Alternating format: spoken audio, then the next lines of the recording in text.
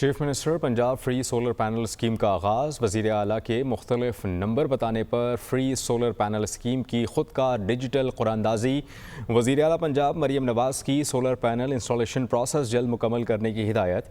मरियम नवाज़ ने कहा कि आवाम को महंगी बिजली से रिलीफ देना चाहते हैं, हरगिज़ ताख़ीर न की जाए। फ्री सोलर पैनल स्कीम को जल्द पाए। मार्च के आखिर में सूबा भर में सोलर सिस्टम की इंस्टॉलेशन शुरू होगी। जुलाई के आखिर तक फ्री सोलर पैनल स्कीम का पहला फेज़ मुकम्मल हो जाएगा।